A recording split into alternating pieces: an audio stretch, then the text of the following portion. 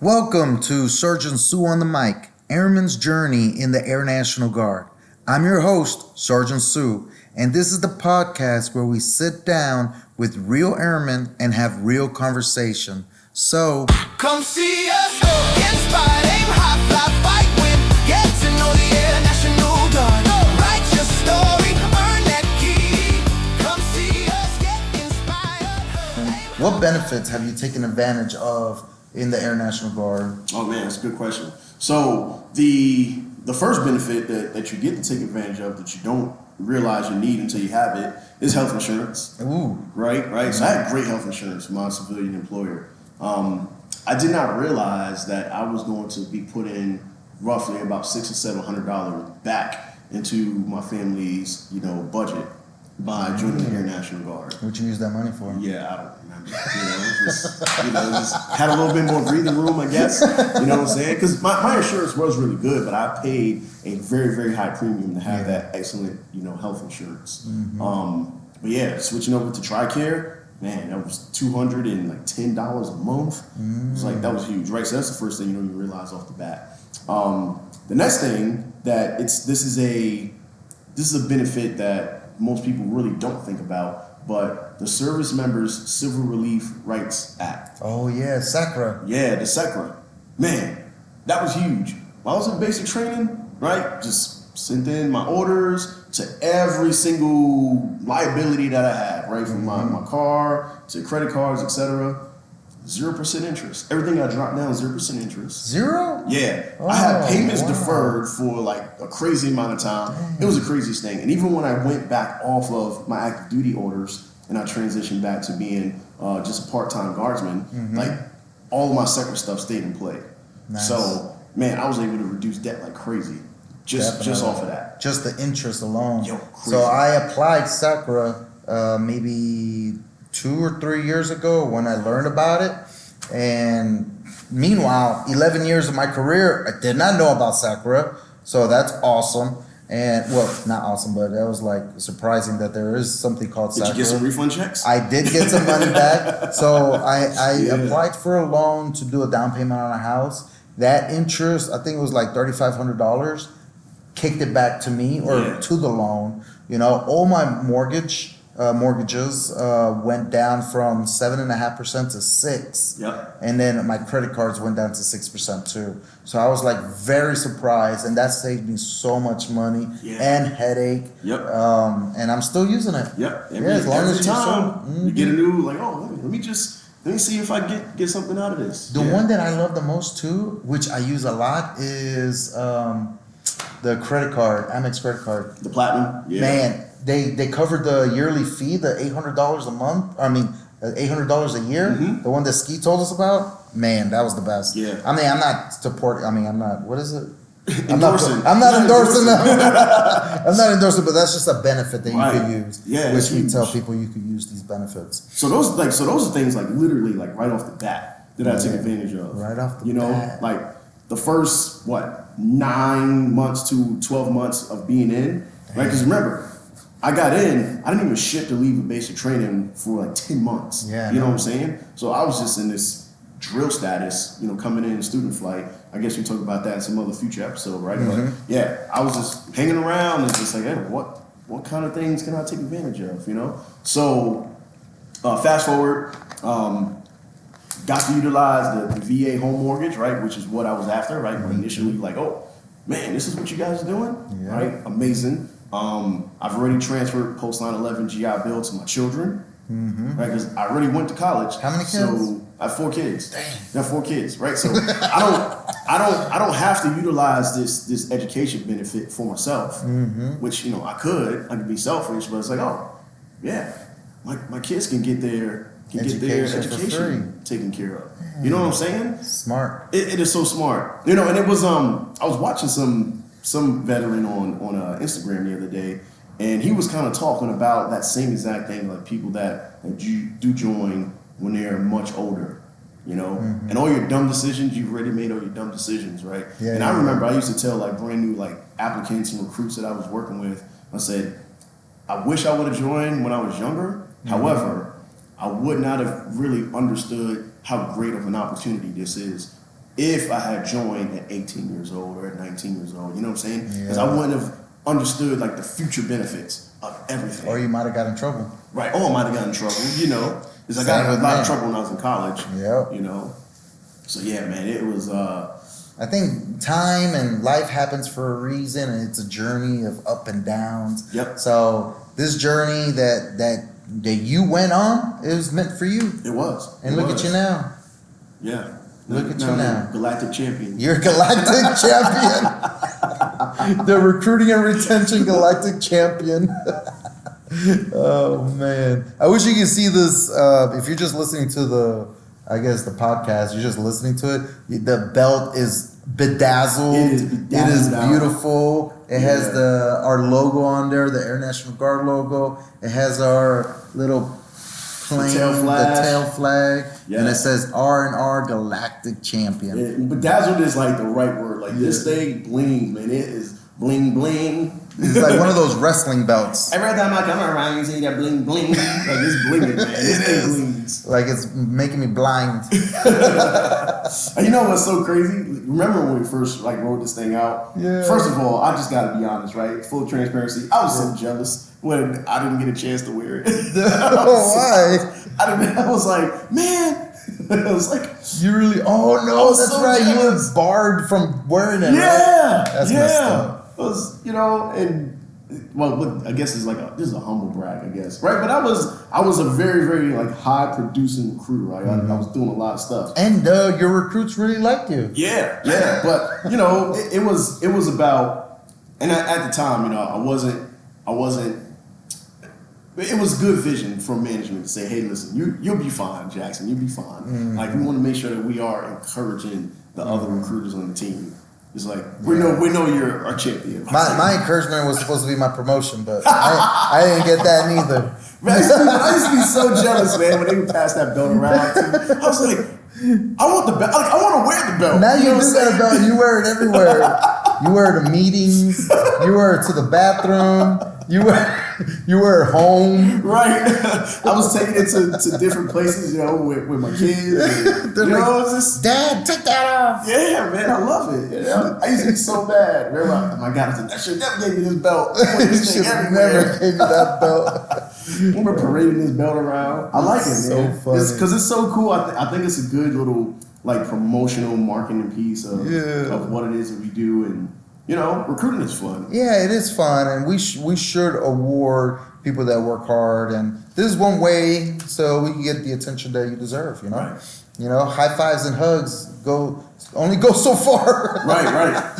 A Which little. they're good. You know, I like high fives. I like hugs. Oh, me too. No, I don't But- like hugs. I'm lying. Yeah, you're lying, but the belt is pretty cool. Yeah, the belt's cool. The belt's cool. So I can't wait to like pass that belt on to Who's gonna pass it along? Do you pass it? Do you make the decision, or is it still No. Sergeant Brooks Yeah. The management they get to decide like who gets or to- Looney? Is Looney? Yeah, Looney Looney's does it. deciding. Looney. Lionel. Lionel.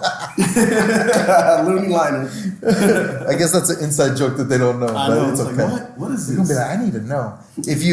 If you see us around town, just ask us the question. Right. Don't Who's worry. Lonnie or Lionel? Lionel. Looney would get on the Looney. podcast one day, I'm sure, right? Yeah, one day. He's crazy. Yeah. He's crazy. So let's go to what does the future hold for you? What are your plans? What's your 1-3? Now that you're 10 years in, right? Are you gonna stay for another 10? What are your plans for those next 10? Tell me about Jason Jackson. Man, JJ. that's a tough question. That's a tough question. All right, we don't got that much time. No, just kidding. Yeah. You know, because there's so many things I wanna do and I wanna accomplish, I guess. Let's stick to militarily. Well, I love being in the recruiting world. This, which we are our own career field now. We built the career field. You know, the NGB team. You know, shout out to them for putting the vision together to turn us into an actual AFSC as opposed to just a special duty. Yeah. You know, which is cool because now I can just continue following through. The next 10 years, I'm probably like I would love to be a recruiting flight chief. I think Because now that I'm a trainer, man, I kind of like being on the training side. I said, oh, this is cool. Okay. I don't have to have the headache of like supervising knucklehead recruiters, you know, because it's all good when things are great. Oh yeah. What do you do when things are not great? Yeah. You know what I'm saying? And you can't beat them. Right. Just beat him with the belt. I done told you. No, just kidding. I'm gonna imprint this galactic champion on your backside. You will comply. Yeah. Nah. So that's what not to do. Right. That's something you don't do. Don't abuse your recruits, your people. No, man. I think I would like to. To do that. I've always wanted to go into the in-service recruiting program. I would love to go up to the Air National Guard's, National Guard Bureau Readiness Center, just to be a part of that creative team that helps to push everything out, to the field. There's a lot of stuff I want to accomplish, I guess.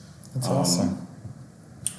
What's crazy, I think, is I still feel like there's so much I never really got to accomplish, like militarily.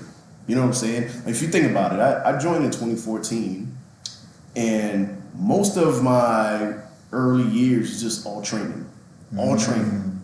I came to recruiting in 2019.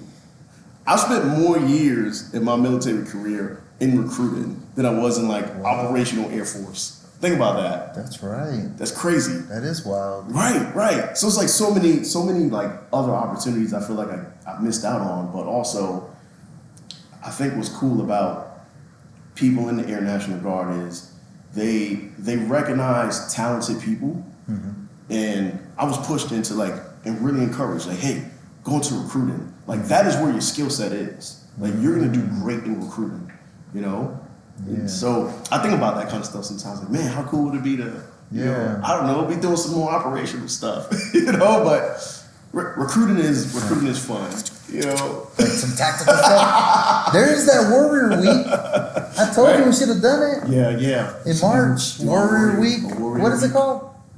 Is it Warrior Skills? Yeah, course. Yeah. Warrior Skills course. Yeah. Where you're doing land nav and you're rucking, and we could still. There's still opportunities outside of just being here. Which I've had, and don't get me wrong, I've had those opportunities to do that stuff. Back when I was senior airman Jackson, staff sergeant, Jackson. But man, the real fun stuff. I don't know, it's probably not that fun. I don't know. Deployment? I do want to deploy. My whole time I have not deployed. I would love to deploy, but in this career field, you're not allowed to deploy. Right. We're not deployable, man. Yeah, we're not deployable. That'd be cool though. Just for that experience, like you said.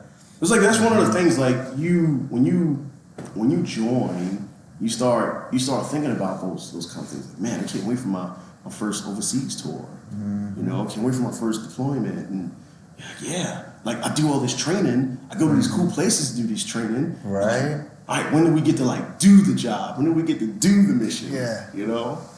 Yeah. So anyway, we're not in that grind anymore. I know. We're in a different kind of grind. I know, and it's fun because it's more essential. It's very essential. We need people in. If we don't have people in, there's no military. Right. It's just done. Right. You got to have people to actually fresh, execute young, that mission. Innovative. Yeah. So you got to find them. We got to train them. Yeah. Right. We equip them to do the job. But now you're not recruiting them. You're the trainer to the people who's gonna be recruiting them, and then maybe future flight chief. Yeah, maybe. Maybe. Who knows? That's 5 years from now. Yeah, probably. Okay. It'll probably be a minute. And then 5 years from then, SEL. Maybe. We'll see. Senior enlisted leader. Yeah, the Rissel. The Rissel. What's the Rissel? What's the Rissel? The Rissel blows the whistle. It's the retention and recruiting senior enlisted leader. Just in case if you guys didn't know. The Whistle. All these acronyms, man. Why are so many acronyms in the military? To confuse each other. Yeah. If we're confused, definitely the enemy will be confused. That's right. We're confused. We're talking to each other. We have the same acronym, but we're using it for completely different things. It's What's that? Oh yeah. Like even like ISR. Like ISR, what is that? That means something completely different in the intelligence world versus recruiting. It's like, Exactly. we use the same acronym. Exactly. Yeah, it's so funny. You know, the Army's notorious for acronyms. Oh, it's terrible. Oh my god. Terrible. Everything. Everything's an acronym. It's like, what is all this? And like what I think is so interesting about soldiers is they talk to you in acronyms as though you're supposed to know exactly what they're talking about. I think it's kind of like when you speak a different language, but you understand a little bit the language, and then you pick 3 or 5 words from that sentence. You're like, oh, okay, I know what you're talking about. Right. The context. Yeah. So they're gonna be like throwing a bunch of jargon at you and be like, oh, okay, now I know what you're talking about now. Oh, Army's so interested. That's exactly how they talk, man. It's just like, what? Okay, Acronyms. I'm picking up what you're putting down Acronyms left and right. That's now. wild. They love acronyms. Oh man. Yeah, we do that a lot. So tell me, can you give a little bit of advice for the people that are coming in, or we can just tell us a little bit more about you and your family life? How about that? Let's find out what ticks inside the mind of JJ or Yes. Sergeant Jackson. Well, my family is my kids are thriving, man. They're doing well, and I feel like I never feel like I can take credit for it. Yeah. No. You didn't do that. No, I didn't do that. You terrible papa. I think I'm okay, Dad. I don't think your girls would say that. No, they probably won't say that, man, because it's a hard thing. Because as a man, as a husband, as a father, your main focus is always just making sure that it's a survival piece of it. It's like, hey, am I providing? Am I giving protection? Does my family feel safe? Yeah. You know what I'm saying? Are they secure? I don't know. I'm not a father. Oh yeah, that's right. But for every man, like that is the foundation of where everything else grows from for us. Is my family secure? Are they safe? Am I providing for them? And then from there is all the extra. And being a parent, hands down, it's the hardest job you could ever do. Harder than recruiting? It's harder than I don't believe it. It's harder. Yeah, being a parent is tough, man. Because you never feel like you're doing it right. Even when you're doing it right, you always feel like, man, I'm doing this wrong. And I talk about this kind of stuff with my wife all the time. Like sometimes just lay there, I'm just like, I'm not messing these kids up, am I? And there's no actual book, right? There's no actual. I mean, there's books. There's books, but it's like.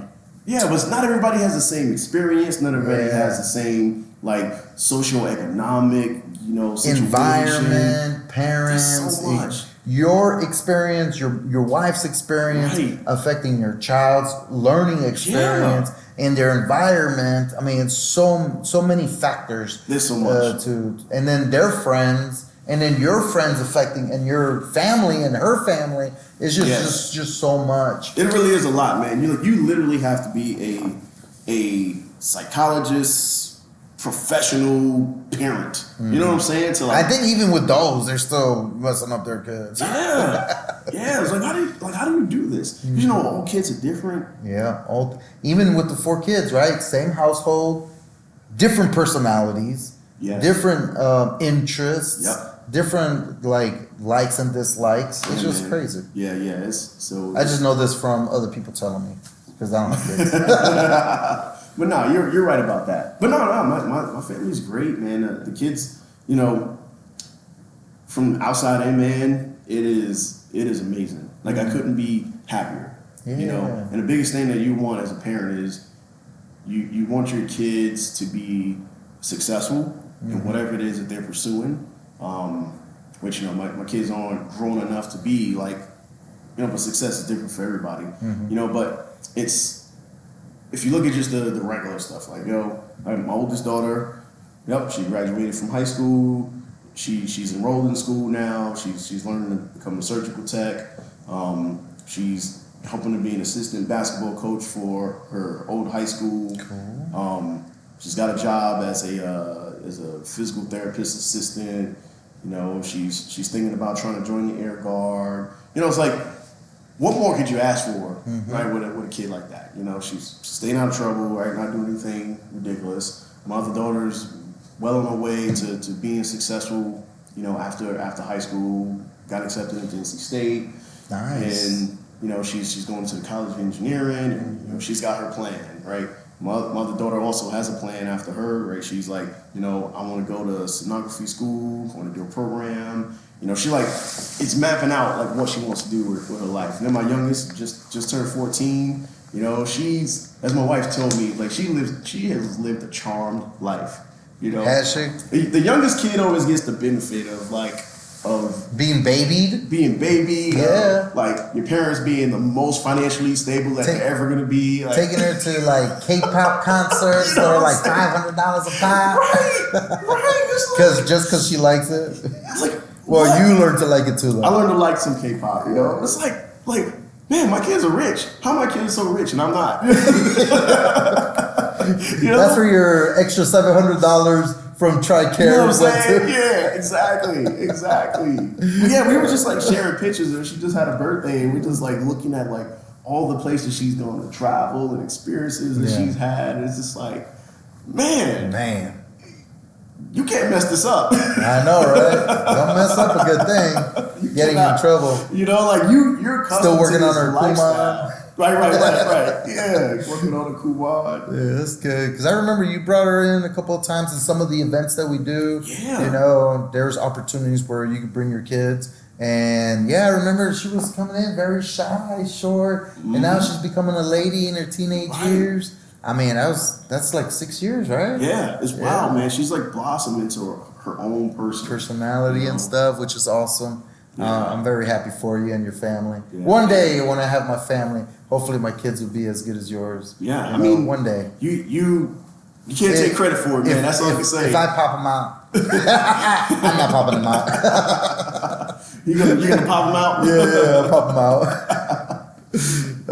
But I have some questions for you, some controversial questions. Controversial. To end the podcast. Are you ready for this? Oh shoot! I know. Controversial. Controversial. Do we like controversy? Maybe a little bit. Oh man. It's like oh dang, it's in my phone. But I got one right here. Pineapple on pizza. Ooh, Is it good or bad? I think it's good. What? Mm-hmm. I don't like that sweet and savory. Mm-hmm. I think a lot of people would not like you because of it. You might be canceled. Wow.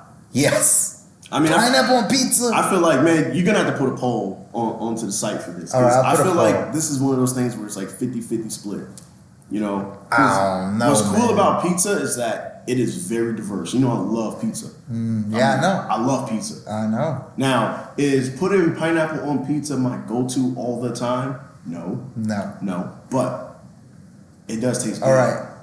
Out of 10 slices, how many of those have pineapple? Probably 3. 3? Yeah, that's too many. Ugh. Yeah. Blah. Yeah. If I had 10 slices, I'm gonna break it down. Then that's a good. You're gonna ask everybody this question, I'm sure, right? This will give people something to think about. You better be ready. You better bring your A game. Yeah. But if I have 10 slices of pizza, I think I can do. Now, we're not just. Are we talking about just pineapple? Or we're talking the traditional Hawaiian pizza. Or how about Hawaiian? Let's do Hawaiian because what is that? Pineapple, ham, and cheese, right? Cheese, and still marinara, right? Yeah. It's good, still, man. It's good. That's good. salty and sweet. You don't like it? I like spicy and savory. So jalapenos and pepperoni, or banana peppers and pepperoni. I love banana. I love that. Banana pepper on a freaking pizza. On a pepperoni pizza is delicious. That vinegary taste, the tang, and the little spice in it. Oh yeah, that's what I like. I can do that. So let's see. All right, so I'll compromise with you. If I had 10 slices, I would definitely do 2 of them Hawaiian. I can do 2 with the jalapeno and pepperoni. I gotta have 2 just regular cheese. Just regular cheese. Regular cheese. Basic. Yeah. Okay. Listen, sometimes the simple one is the best one. You know what I'm saying? Right? The next slice I gotta have is the supreme. The supreme, all of it. With peppers, onions, no tomatoes. Onions. I don't like onions, but I gotta have the mushroom. Oh, you'll have peppers. pineapple, but no onions. I'm sorry. You know what I'm saying? Bro, here, this is really controversial. I'm sorry. This is controversial. What? Artichoke hearts on a pizza? I would do artichokes. So I would do good. artichokes and anchovies. I've had anchovies on That was pizza. gonna be my next one. I like Do anchovies on pizza. Yeah. I've been doing this anchovy diet. Mm-hmm. It's a little strange. Just It is eat weird. anchovies, but Okay. it's That's just salty. just what poor people do. No, I'm just kidding. Sorry, is that offensive? Oh my gosh! I shouldn't What say are you that. doing? He's definitely getting canceled, guys. No, it's Thank you for sardines, listening. right? This is the last time we see JJ. Grand opening, grand closing. Greg, This will be our first and final. yeah, first and final. No, it's gonna be it's a what do I call it? It's a diet, but it's a money diet. What is it? It's a money diet? It's a money It's a diet. money Like, diet. that's why I'm saving money with the anchovies. No, Right. no, I heard that the anchovies have a lot of nutrients in it, so that's why I was like, ooh, let me just do this anchovy thing. Yeah. It was pretty good. Like doing sardines too, or just the anchovies? Oh, maybe it was the sardines. Now I forget which fish it is. I mean, they're both like canned and like it's. I think it might be weird. sardines. Yeah, it might. And I put it in eggs too. Oh yeah. Yeah. Listen, I It's pretty mean, good. if you really want to be on a budget, And you do can a just budget eat it like diet, that. Huh? You just eat that, like sardines, Or tuna fish, yeah. peanut butter and jelly, man. Yeah. Like you're literally still getting all the nutrients that you need, right? Mm-hmm. Not from Eating peanut butter eggs. jelly. Yeah. It's a bunch of sugar. Come on, man. You gotta get And the the right peanut one. butter is not the right. It's not good all right, anymore. let me be right. It's not jelly. Oh, it's right? jam. You wanna get like the true like Preservatives. fruity preserve. Okay, gotcha. Yeah, not like what's that? Welch's. You just go and you scoop it out. You and- can't be name Brandon. Oh, that's right. What are you doing here? Oh yeah, sorry. No, like green, that green. That's what you, Green jelly. green jelly's a legit Which thing, one? man. What flavor is that? That's what you eat with your lamb chops, bro. You never eat like Like mint green jelly, jelly? like green mint jelly. Oh no. No, No. oh, that's just some rich guy stuff. Cause you're Yeah, I guess so. I don't know. The can, you're like lamb. I don't do this green jelly Yeah, stuff. man, you get the mint green jelly, you put it on the lamb chop, bro. What? Oh, Okay.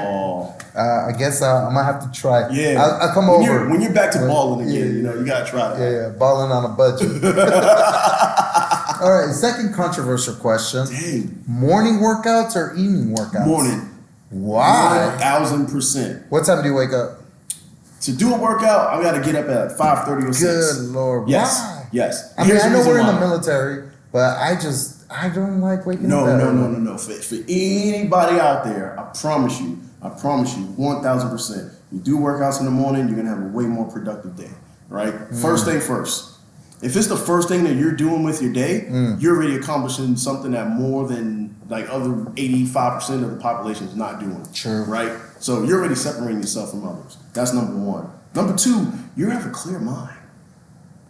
No, you're tired. No, you're not tired. Well, yeah, I you don't, guess you don't so. have the weight and the stress of your day just sitting there like lingering. You know what I'm That's saying? true. It You is let so it go with the refreshing. endorphins. Oh my gosh! Like, Yeah, that's true. Like how you can't ruin my day because I just had an amazing workout this morning. There's nothing you can do to mess this up. You know what I'm saying? Stub your toe, All right, come on, man. paper stop cut. it. I'm just saying like the negative energy mentally. Yeah, I got cannot- you. Like The, you know, the what I'm saying? universe will not let you down. Yeah, because it's like no matter what, man. Like, yo, I had a great workout today. Like, Yeah. you know what I'm saying? Like, there's nothing better than that. You know. Okay, So okay. I love that. When it's cold, I love that crispness of just the cold air in the morning, man. Now, you know, if you rewind like 8 years ago, dude, I was not gonna do a morning workout in the cold. Oh, before Forget the about it. military? Yeah. No, just like even while I was in the military. Oh, gotcha. You know? But something happened in the last 3-4 years for me where I love those morning cold runs. I think that's called age. You're getting old, bruh. You're getting old. That's why they used to call you Pops back in the day. Senor Pops. You funny, man. But no, here's the thing. I love that. I love that crisp air in the morning. And then summertime, like you're up there before the sun's up, so you're not blistering hot, man. It's the coolest point of the day. Is that early morning run. Nice. Like I just love it, man. And then just for me personally, and this has been ever since I was running track, man. I would like starve myself throughout the day. Dang. Yeah. Like if you need had to a talk to hard someone? workout to do, Okay. you know what I'm saying? Like there's You need no, those calorie intake. You need the calories. man. There's no worse feeling than like you're like doing something hard and you're like all of it's just coming up. You know what I'm saying? So if you do it in the morning, right? You already had yourself, a good meal the night before, right? You already got to go to the bathroom. You're light. You're light. You're free. You feel good. Yeah. You don't have like food all over Right. inside you. Gotcha. Yeah, man. Okay. It's the morning. I'm telling you. Like I know people probably say the evening. Forget about it. Like complications can happen with work. I don't. If something happens in the schedule. Yeah. Right. Or if you get tired. Yeah, if you get tired, like all of a sudden, like people that have kids, like what if your kid just automatically, they get sick? Now you got to pick them up early from school. You've messed up the whole day, your whole plan. But if you're doing it in the morning, Boom, it's done. the first thing on the schedule. How can you mess up the very first thing on the schedule when you first wake up? I don't know, but people do it. People do it. I'm impressed, sir. Early morning workouts. I will try next week, and I will let you know in the next podcast. I will promote early morning workouts. All right. I'm telling you, it'll change your life. I'm gonna try. It'll change your life. There's no I'm worse not feeling excited than about dreading like the whole day. Like the whole day, like, oh my gosh. Because people will plan, like if you're on a training plan or workout plan, you know when your hard days are gonna be. You know what Saturday. I'm saying? It's always Saturday. Like, can you imagine like just having like a really, really hard day and it's like, now I gotta go do this workout. It's gonna kick my butt. Yeah, that's true. And then you still got the rest of your day that you gotta deal with. Packing your lunch for the next day. Did you do your laundry? Folding laundry. Managing your kids. Like, that's why you hire people for it. Just hire them to do it. But anyways, this is basically the end of our podcast. What you think? Did it go well? Yeah, it was great. You had good questions. I had great questions. Did you enjoy yourself? It was a lot of fun. Would you do it again? Yes, I would do this. Yes. A million times over. Awesome. I love just talking with you, and kicking it. Yeah, me too. Can't wait to see you when you get back to the office. Yeah. In about an hour or so. I think I'm gonna keep it set up, but yeah. Thank you very much, JJ, for coming. You want to tell our listeners and our viewers anything? There's a camera there, camera there, camera there. That's how they do it at the. Oh my gosh, all these cameras. Yes, 3 keys to success. And you define success your own way. But 3 keys that I've learned from a sales manager I had many years ago, right, is to always have a positive mental attitude, no matter what's going on. You want to have a strong work ethic. So work hard. Whatever it is that you're trying to do, what you want to accomplish, just have ethic, right? Strong work ethic. And the last one, have student mentality. Always be willing to learn. As long as you're willing to learn and listen, you can't help but to be successful. That's it. That's what I want to say to people out there, all the recruits that are listening, or people that are out there, like, give it a try. Best decision you can make with your life, hands down. That's it. All right, thank you. Thank you, man. Appreciate you. Yeah. Love you, man. That's a wrap. Another episode of Sergeant Sue on the mic, Airman's Journey in the Air National Guard. Every airman has a story, and thank you for listening and being part of the conversation. If you enjoyed this episode, make sure to follow the podcast, share it with someone who might appreciate an airman's journey. I'm your host, Sergeant Sue, and I'll see you on the next episode. It's your moment, time to fly. Come see us, inspired, aim high, fly.